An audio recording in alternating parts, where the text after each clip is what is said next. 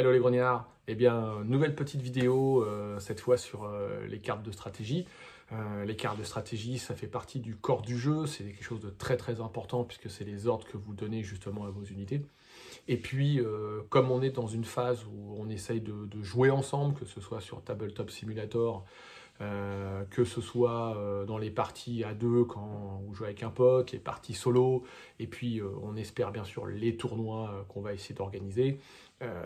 J'ai trouvé très important de peut-être faire une vidéo sur les cartes de stratégie afin d'en parler et peut-être d'expliquer parfois quelques petits points de règle qui peuvent être intéressants, qui sont soit oubliés, soit méconnus, ou des utilisations à laquelle quelqu'un qui débute ne pense pas obligatoirement. Donc la vidéo, elle va être en plusieurs parties. C'est une série de vidéos plutôt. On va commencer par les cartes avec coin doré, puisque c'est les cartes qui sont les plus jouées, étant donné qu'on commence avec. Il y aura 2 vidéos sur les cartes à coin doré. Il va y avoir après des vidéos sur les autres cartes de la boîte de base. Et on continuera bien sûr avec les cartes de l'extension prussienne et les cartes de l'extension austro-russe. Et on terminera par les cartes de nationalité. Voilà, qui sont des cartes aussi très très importantes, hein. Vous avez la possibilité de les jouer, il faut le faire. Chaque armée a vraiment dans ces 2 cartes au moins une carte qui est, je trouve, très très très forte, donc ça serait dommage de ne pas l'avoir dans votre deck. Ça peut même entraîner, entre guillemets, la construction d'un deck sur cette carte. On pourra y revenir. Donc voilà, donc on va attaquer tout de suite les cartes, justement, avec coin doré, la première partie sur les cartes de stratégie. Pour commencer, bien sûr, on va parler des terrains. Les 2 terrains qui sont à coin doré sont la ferme et la colline. Alors, la ferme, c'est un bâtiment qui a une valeur d'initiative de 3. C'est-à-dire que 3 en initiative, c'est vraiment bien. C'est une carte que vous pouvez jouer si vous ne savez pas trop quoi jouer de votre main et que vous pensez que cette carte n'a pas trop d'effet pour vous au moment T où vous allez la jouer. Donc ça, c'est bien, parce qu'il y a pas mal de terrains qui ont des initiatives assez faibles, hein. Ça, on va le voir très rapidement. Donc 3, c'est plutôt correct. Alors, un terrain, eh bien, surtout la ferme, ça peut être joué de plusieurs façons. Alors, il y a une façon que j'aime beaucoup, qui est en fait de jouer une ferme en réserve. Parce que, étant donné qu'elle donne un bonus de +1 en morale, donc imaginons que vous avez une ferme qui est en réserve, vous avez votre unité qui a subi pas mal de blessures, il vous faut normalement un 7 pour réussir votre test de morale pour vous regrouper, donc ça veut dire qu'il vous faut un 4+, donc une chance sur 2. Maintenant, lorsque vous êtes dans une ferme, eh ben, il vous faut plus qu'un 3+. Donc là, ça change pas mal la donne parce que de 50%, vous passez à 66,66%. Donc le terrain, en fait, en réserve, a cette utilité, la ferme, de pouvoir vous aider à vous regrouper. Alors, autre intérêt en fait que à la ferme en réserve, c'est que votre unité blessée va être assez protégée par les contournements. Parce que, en général, les contournements sont faits, je pense que je peux dire à plus de 90%, voire on n'est pas loin de 95%, par de la cavalerie. Donc ici, j'ai choisi en fait des hussards britanniques. Et bien, vos hussards britanniques, ils ne peuvent pas charger parce que vous êtes dans un bâtiment. Et donc ça, du coup, ça vous permet justement de bien vous protéger lorsque votre unité est blessée en réserve. Donc, et même, je veux dire, si vous ne l'avez pas joué pour vous regrouper, imaginons que vous n'avez que 2 blessures, vous êtes face à une cavalerie justement qui vient de contourner, donc elle aurait 2, elle chargerait, elle passerait à 3, elle aurait son bonus de contournement, elle passerait à 4, donc pareil, 5-6, elle vous met 2 pertes, elle vous détruit, donc c'est quand même 33% de chance de vous mettre 2 pertes et de vous tuer sur le coup. Et bien vous vous dites, je ne veux pas perdre mon unité, je pose la ferme. Et la ferme, du coup, va vous permettre d'éviter la charge et de gagner +1 en fait en morale pour vous regrouper et peut-être vous faire feu après sur l'unité. Donc ça, la ferme en réserve, c'est assez pratique pour ces 2 raisons. Par contre, on peut très très bien la jouer en première ligne. De mon point de vue, je trouve qu'il n'y a pas beaucoup d'intérêt en fait à une ferme à être en seconde ligne, mais par contre, en première ligne, il peut y avoir un véritable intérêt. Donc voici une situation de pourquoi la ferme peut être intéressante en première ligne. Donc, imaginons cette situation, votre infanterie, par exemple, a déjà pris une perte et vous avez des cuirassiers derrière avec 2 pertes. Ils se sont fait un petit peu tirer dessus.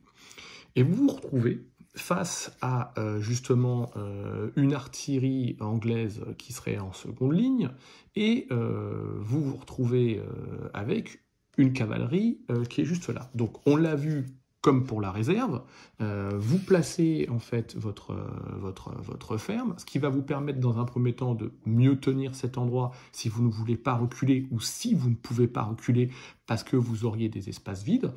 Ça vous permet de tenir en fin de partie lorsque ça devient serré, qu'il y a des pertes de tous les côtés et qu'il faut faire beaucoup de jet de morale.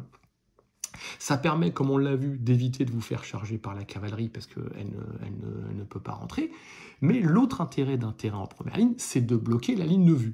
C'est-à-dire que maintenant, l'artillerie ne peut plus cibler vos cuirassiers parce qu'il y a ce terrain qui va bloquer la ligne de vue. Donc, autre intérêt de la ferme, c'est bloquer les artilleries ennemies en seconde ligne.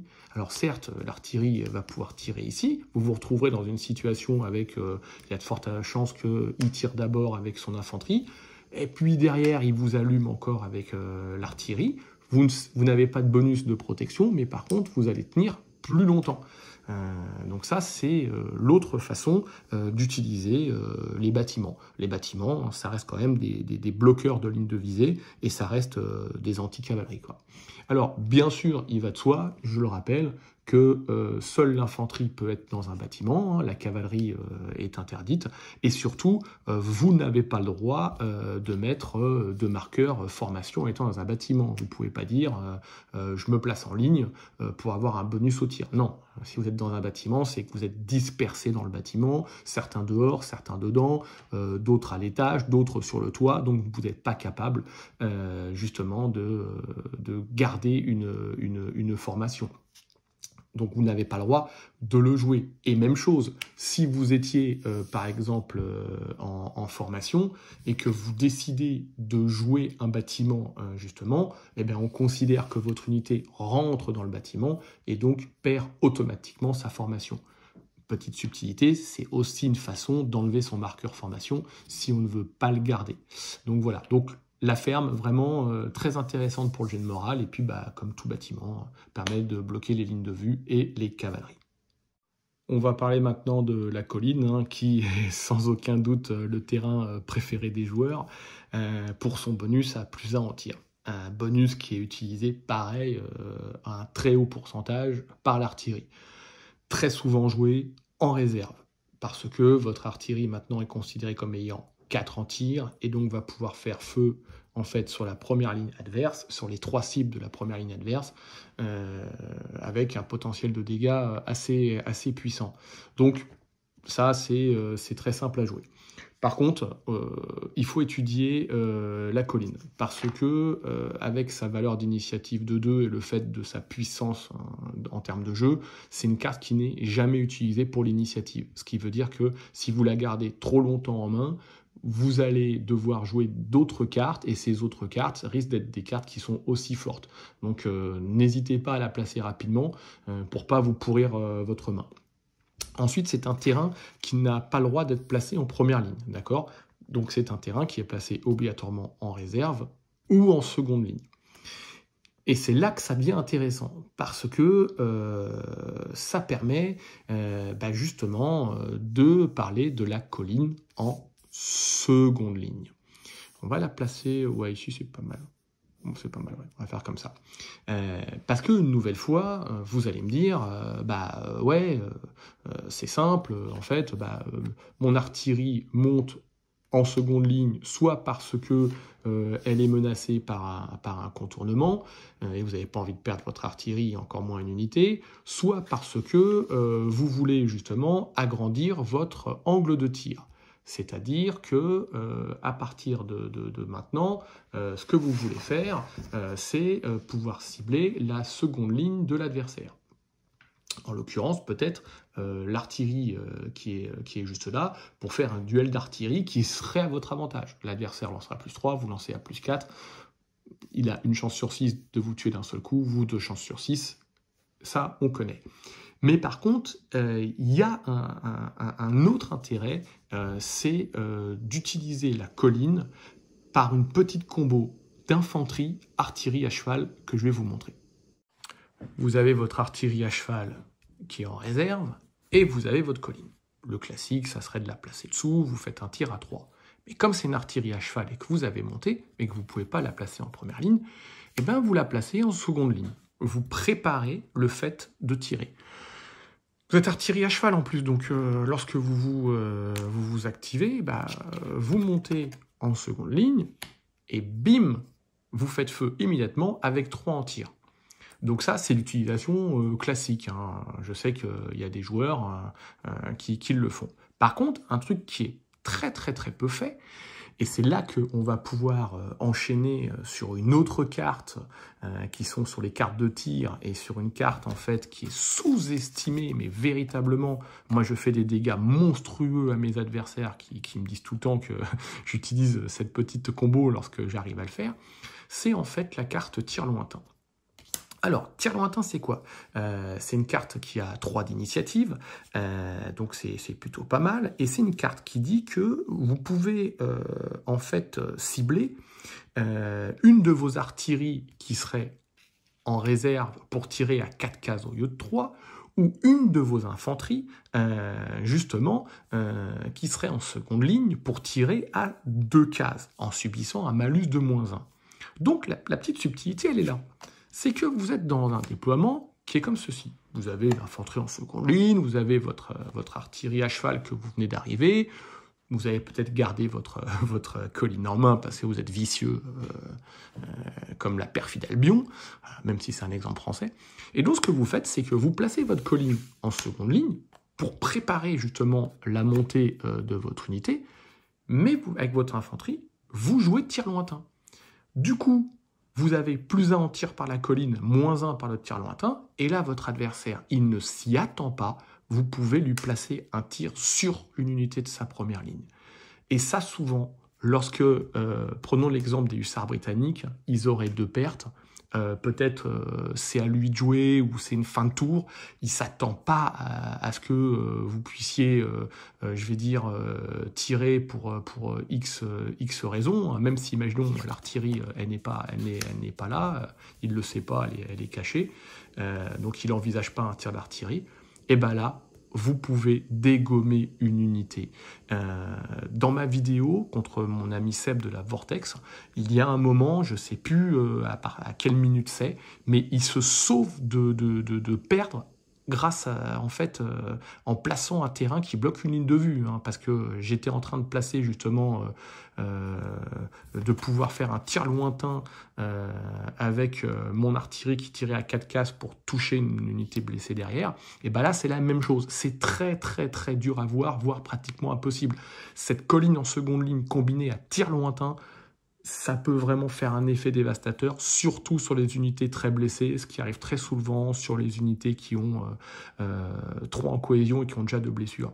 Donc là, maintenant, vous venez de comprendre, vous placez votre colline, vous faites votre tir, bam, avec le tir lointain, donc c'est un tir à 3, hein, parce que le malus de -1 est annulé par le +1, et derrière, vous activez votre artillerie à cheval, qui prend la position en montant, vous activez, et là, vous faites un tir à 3, une nouvelle fois, sur la cible que vous voulez. Donc, et là, maintenant, en plus, vous êtes en position.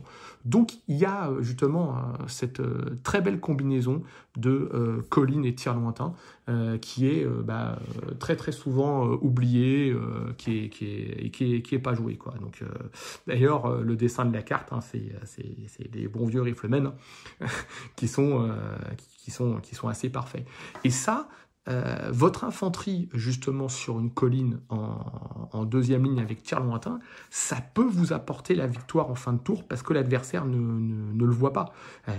Donc, avant de monter votre artillerie, un petit tir d'infanterie, c'est gratuit, ça mange pas de pain, et en plus, l'infanterie sera à full capacité grâce au +1/-1. Donc ça, pensez-y. Et lorsque vous verrez maintenant votre adversaire placer une colline en seconde ligne, vous vous direz « attention, il y a un tir lointain qui peut arriver ». Toujours dans les cartes qui sont liées au tir, on a deux cartes. On a embusqué et à couvert. Alors, embusqué, pareil, c'est une carte qui est très très jouée puisque elle vous permet de donner +1 à une de vos unités en tir. Donc, du coup, c'est plutôt pas mal. Mais elle a un effet qui est très très rare, comme à couvert, c'est-à-dire que vous avez le droit de jouer cette carte après avoir lancé votre dé. Alors, c'est une carte qu'il ne faut pas utiliser bêtement. Je vous explique, enfin c'est mon point de vue, hein. C'est que si vous êtes face à une unité, par exemple, qui est toute neuve, et que vous faites 2 au dé, 2 + 3, 5, vous ratez, vous prenez le bonus de +1 d'embusqué, en effet, vous mettez une perte. Bon, est-ce que véritablement, utiliser cette carte pour mettre une perte maintenant, c'est pratique? Alors que, si vous lancez le dé et que vous faites un 5, là, jouer le +1 vous permet de mettre les 2 pertes. Et surtout, ça entraîne un jet de morale. Et puis, si l'unité est déjà blessée, c'est encore mieux. Donc, c'est particulier, vous voyez ce que je veux dire. C'est pas comme baïonnette au canon. Là, vous avez l'opportunité de jouer la carte après le jet de dés. Donc, vous avez vraiment le temps de savoir, vous l'utilisez pas. Et parfois, ça demande plus de réflexion qu'on ne le croit. Alors par contre, si on lit bien le texte en fait de la carte, c'est vraiment indiqué que cette unité gagne un bonus de +1 en tir si elle ne possède aucun autre bonus. Donc déjà, ça veut dire quoi? Ça veut dire que si vous jouez embusqué sur une unité, vous ne pouvez pas jouer un deuxième embusqué. Vu que la première carte donne un bonus, on ne doit pas avoir de bonus pour jouer cette carte, donc vous ne pouvez pas le faire. Mais ça va plus loin. Donc on va inverser la situation. C'est que, imaginons, vous jouez coalisé et vous avez votre unité qui est dans un bâtiment. Donc, l'unité britannique gagne +1 en fait en tir parce qu'elle est dans le bâtiment. Donc, elle a un bonus au tir. Donc, elle ne peut pas être embusquée, étant donné qu'elle a déjà un bonus. Donc ça aussi, attention, l'infanterie britannique est très très forte parce que pour le même nombre de points qu'une infanterie française, elle a cette petite règle. Par contre, elle peut pas encore gagner un bonus de +1 qui la ferait passer à 5 en tir. Donc voilà, donc faites attention justement à embusquer. Seconde carte dont on a déjà commencé un peu à parler aussi, c'est justement la carte à couvert. Alors, à couvert, c'est la même chose. Vous pouvez l'utiliser après le jet de dés. Donc, une nouvelle fois, si votre adversaire fait l'effet inverse, hein, il s'active ici, il a 3 en tir, il lance son dé, il fait 3, vous prenez une perte. Ça se réfléchit vraiment de savoir si vous lui mettez, -1. Hein. Surtout que il arrive assez souvent que embusqué soit contré par à couvert et à couvert contré par embusqué, vu que les deux sont joués après le jet de dés. Donc ça, c'est quelque chose qu'il faut réfléchir. Par contre, petit défaut en fait de à couvert par rapport à embusqué, c'est que déjà cette carte a une valeur d'initiative de 2. Donc, il y a peu de chances que, justement, vous la gardiez en main pour l'initiative. Donc, je trouve, c'est mon point de vue, hein, qu'elle est plus facile à jouer et il est plus facile de dire, ok, je vais l'utiliser tout de suite pour ne pas prendre cette blessure, parce que 2 en initiative, je l'utiliserai jamais. Par contre, le embusqué, comme il a 3, peut-être que vous allez jouer pour l'initiative, surtout si votre unité a déjà un bonus. Par contre, le à couvert a un défaut, c'est qu'il ne fonctionne pas sur un tir d'artillerie. Donc, une erreur assez classique que je vois et qui donne une information à votre adversaire, c'est que je vois des gens, ils ont leur carte en main, il y a un tir d'artillerie, ils vont pour la jouer et ils se rendent compte qu'ils ne peuvent pas. Bim, ça y est, si vous êtes face à moi ou à des bons joueurs, le mec en face, il sait, il va mettre un -1 sur un tir. Donc, on va jouer en conséquence sur les cartes que nous, on aura en main. On fera attention de ne pas jouer notre embusqué en premier, quitte à pas mettre cette seconde perte, tant que l'adversaire n'aura pas défaussé ou joué la carte à couvert. Donc, ça ne fonctionne pas sur le tir d'artillerie, donc ne pensez pas être protégé. Et surtout, ne commencez pas à avancer la carte sur le plateau depuis votre main, parce que là, sur un tir, on le sait toujours que c'est cette carte-là. Donc, ne donnez pas une information à votre adversaire. Ça serait un peu dommage, quoi. Donc voilà. Donc là, on a vu les deux bâtiments. On a vu en fait les 3 cartes qui sont liées au tir. Maintenant, on va voir les 2 cartes qui sont liées à la mêlée. Parmi les cartes de mêlée, il y a bien sûr un dernier effort. C'est une carte que je trouve vraiment très très puissante, puisque ça vous permet de lancer 2 dés quand même et de choisir le meilleur. Et ça, ça arrive que rarement. Par contre, la condition de la carte, c'est que vous devez déjà être engagé en mêlée au début du tour. Donc, c'est bien marqué au début du tour. C'est-à-dire que ça ne fonctionne pas si votre adversaire en fait, s'active pour vous lancer en mêlée. Imaginons la situation est parfaite pour vous, il échoue, vous lui mettez une perte. Vous ne pouvez pas jouer en mêlée pour lancer 2d6 en vous réactivant, parce que au début du tour, vous n'étiez pas en mêlée. Petite subtilité, d'accord ? Maintenant, si vous étiez en mêlée, au début du tour, là, que ce soit l'adversaire ou vous qui vous réactiviez pour la mêlée, l'adversaire ne lance un dé, vous lancez 2 dés, vous choisissez le meilleur, en l'occurrence, hop, vous gardez le 6, et vous faites une très très belle surprise à l'adversaire. Alors, n'oubliez pas non plus qu'un dernier effort n'est jouable que sur une de vos unités d'infanterie. Cette carte n'est pas jouable sur une cavalerie. Cas où j'aime beaucoup utiliser en fait un dernier effort, c'est lorsque je me suis fait charger. Voilà, donc petite cavalerie légère qui s'est activée pour me charger. Et puis, ça arrive, hein, les dés ont parlé, je me suis pris une petite perte, ou voire même, allez, je m'en suis pris 2. Vous allez voir, c'est intéressant. Je m'en suis pris 2, mais j'ai réussi à en mettre une. Voilà, j'ai fait un petit 5 au dé, je mets ma petite perte, je suis tranquille. Eh bien, lorsque l'adversaire, et là, il faut le laisser venir, hein, parce que du coup, vous ne réactivez pas la mêlée, parce qu'il va penser que, justement, vous n'avez rien en main. Quand il va vouloir réactiver la mêlée, soit parce que vous avez plus de pertes, soit parce qu'il a une valeur de mêlée supérieure. Alors là, c'est un mauvais exemple, parce que les hussards en ont 2, mais imaginez des dragons prussiens qui auraient 3. Là, vous allez lui faire une petite surprise. Parce que si vous lancez 2d6 et lui plus qu'un, les probas sont vraiment en votre faveur, et il arrive parfois que vous arriviez à cette situation où vous lui mettiez en fait cette 2e blessure, et lui vous en met pas une 3e. Donc c'est assez surprenant pour la cavalerie, hein. Donc c'est plutôt pas mal.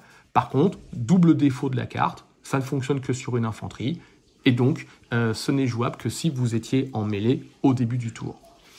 On enchaîne bien sûr sur la seconde carte, hein, qui est baïonnette au canon, qui est une carte qui est ultra jouée, et vous avez raison. Par contre, il y a un effet qui est quand même oublié dans baïonnette au canon, c'est que c'est marqué que le bonus en mêlée est jusqu'à la fin du tour. C'est-à-dire que je suis engagé en mêlée en fait par l'infanterie britannique, je joue baïonnette au canon, j'ai +1, allez hop, je lui mets une perte, il décide de tenir, je me réactive derrière pour l'attaquer, on est toujours dans le même tour, j'ai toujours mon bonus de +1. C'est pas un bonus comme embusqué ou d'autres bonus qui disparaissent immédiatement. C'est vraiment indiqué jusqu'à la fin du tour. Donc c'est pour ça que c'est très intéressant de jouer baïonnette au canon pendant que c'est votre adversaire qui déclenche une mêlée, encore plus sur de l'infanterie. On la joue régulièrement aussi sur une cavalerie lorsque on veut essayer de mettre 1 ou 2 pertes selon la situation. Voilà, là après c'est vraiment un pur choix, mais le bonus jusqu'à la fin du tour, surtout ne l'oubliez pas. L'autre catégorie de cartes qu'on trouve aussi à coin doré, c'est les cartes qui sont liées à l'initiative. Donc, il y en a deux. La première que l'on va voir, c'est la carte qui se nomme En avant. Alors, en avant, c'est assez simple, hein, valeur d'initiative en haut de 0, puisque vous la gagnez automatiquement. Si votre adversaire joue la même carte que vous, on va déterminer en fait avec un dé, pair c'est vous, impair c'est l'adversaire, et puis voilà. Par contre, le défaut de en avant, qui peut être assez conséquent en milieu ou en fin de partie, c'est que vous devez obligatoirement mettre une blessure sur une de vos unités en première ligne. Alors, il va de soi que vous n'allez pas mettre une blessure sur une unité blessée, vous allez la mettre souvent sur une unité qui soit est vierge, soit qui n'a pas d'adversaire en face. Un truc que vous pouvez aussi faire, si par exemple vous êtes, voilà, imaginons vous avez 2 blessures, lui il n'en a qu'une, mais vous avez fait une belle charge avec votre cavalerie, avec vos cuirassiers, hein, comme sur le dessin en avant, vous avez mis 2 blessures à l'infanterie, vous en avez pris 0, vous savez que maintenant tous les tours vous allez combattre à +3 contre +2, la prochaine blessure c'est jet de morale à 7 ou Hercule. Vous pouvez très bien décider de mettre cette petite blessure sur votre unité de cavalerie lourde, parce que ça peut en général avoir très peu de conséquences. Voilà, donc c'est une carte qui est assez puissante parce qu'elle vous permet de jouer en premier. Par contre, il faut mettre une blessure. Un truc que j'aime beaucoup faire, c'est lorsque j'ai une unité qui a contourné et qui a son bonus de contournement, qui n'a pas été repéré, il y a une artillerie dans la réserve adverse, je veux être sûr de la dégommer, je joue en avant. Je mets une blessure sur une unité de première ligne et direct, je charge avec ma cavalerie à +4 au minimum, légère 2, je charge 3, bonus de contournement 4 contre une artillerie à 1. Et puis voilà, je me fais facilement 2 points de victoire. Si je prends des blessures, je retraite du côté où je suis venu, voire même je la ramène en réserve par une action de mouvement. Donc voilà, donc en avant, c'est vraiment très très pratique. La seconde carte que l'on va voir, c'est Ordre confus. Alors, Ordre confus, c'est une carte qui a 3 en initiative. Et puis, rappelez-vous, on n'a pas que des cartes avec 4 ou 5 en valeur d'initiative en main. On a très souvent beaucoup de cartes à 3. Donc 3, ça reste assez puissant. Et qu'est-ce que dit Ordre confus? Ordre confus, c'est une carte qui n'est jouable qu'à l'initiative. Donc de toute façon, il faut tout le temps la jouer. Ça vous coûte rien, peut-être que l'adversaire jouera son bluff, donc vous la gagnerez. S'il joue une carte justement inférieure, vous gagnez. Et surtout, s'il joue la même valeur que vous, c'est-à-dire un 3, c'est pas déterminé au hasard, vous avez l'initiative pour vous. Alors, Ordre confus, je sais que de base, on n'a pas envie de la mettre dans son paquet de 40 cartes. Mais lorsqu'on arrive en milieu fin de partie, où toutes les cartes sont très intéressantes, qu'on essaye de les conserver, et que l'adversaire, vous savez qu'il ne va pas jouer une détermination à 5 en initiative, il va vraiment la garder pour son effet, un petit Ordre confus, parfois ça fait le café. Parce que justement, c'est à ces moments-là que vous allez gagner cette initiative. L'adversaire aura craqué une carte, vous aussi, mais votre carte, elle est parfaitement faite pour. Et en plus, vous jouerez en premier. Donc voilà, donc ça, c'est les cartes d'initiative. Je sais qu'on a une tendance à les sous-estimer parce qu'on préfère les cartes avec des effets puissants de mêlée, de tir, de surprise. Mais dans certains jeux qui ont un petit côté attentiste, et il y en a, surtout chez le Coalisé Bâtiment, c'est des cartes qui peuvent être intéressantes. Voilà, on a terminé la première petite vidéo sur les cartes de stratégie. J'espère que vous avez appris certaines choses ou que des choses ont été clarifiées. Bon voilà, écoutez, je vous remercie. J'espère qu'on se retrouve très vite pour une nouvelle vidéo sur le forum, sur le Discord ou carrément en partie sur votre ordinateur grâce à TTS, Tabletop Simulator. Écoutez, à très vite et je vous embrasse tous. Bonne journée les cronières.